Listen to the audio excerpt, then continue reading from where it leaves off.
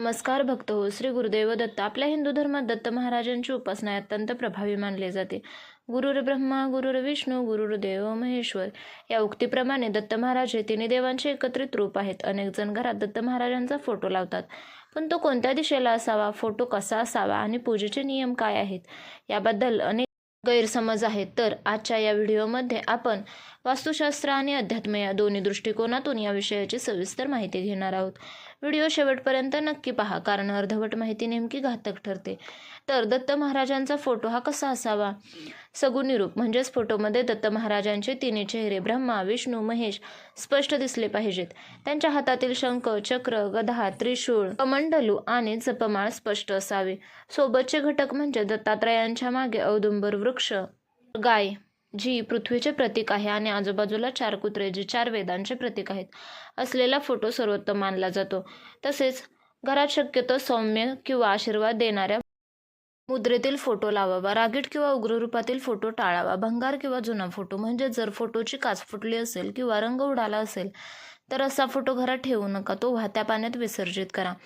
पुढचं म्हणजे फोटो कोणत्या दिशेला लावावा, तर दक्षिण दिशा म्हणजेच साऊथ डायरेक्शन. वास्तुशास्त्रानुसार दत्त महाराजांचा फोटो दक्षिण दिशेला लावणे अत्यंत शुभ मानले जाते. यामागे एक महत्त्वाचे कारण म्हणजे दत्त महाराज हे पितृदोषाचे निवारण करणारे दैवत आहेत.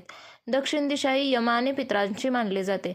तिथे महाराजांचा फोटो लावल्याने पितरांना सद्गती मिळते आणि घरातील कटकटी कमी होतो. दक्षिण भिंतीवर लावला की महाराजांचे तोंड उत्तर दिशेला होईल. ही दिशा कुबेराची आणि प्रगतीची आहे.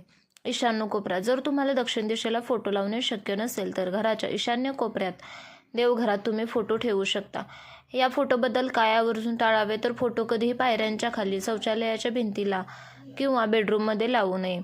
तसेच घराच्या मुख्य दरवाजावर फोटो लावावा का, तर अनेक लोक घराच्या मुख्य दरवाजावर फोटो लावतात.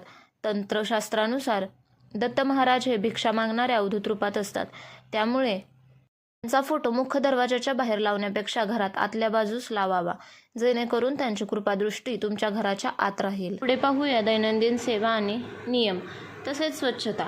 फोटो ज्या ठिकाणी तुम्ही लावलेला आहे किंवा ठेवलेला आहे त्या ठिकाणी रोज स्वच्छता असावी.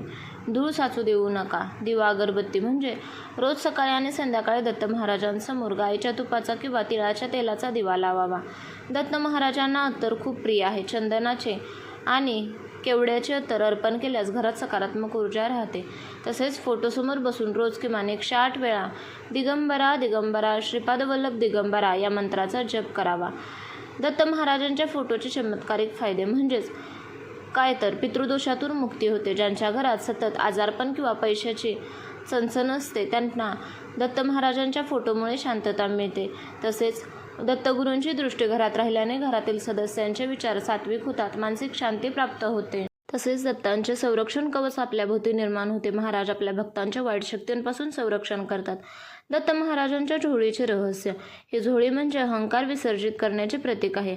आपण आपल्या आयुष्यातील चिंता दुःख आणि अहंकार महाराजांच्या झोळीत कसे अर्पण करावे आणि त्यातून मुक्ती कशी मिळवावी, तर दत्त महाराजांच्या 4 कुत्र्यांचे गूढ अर्थ. हे 4 कुत्रे म्हणजे काय, तर ऋग्वेद यजुर्वेद सामवेद आणि अथर्ववेद आहेत.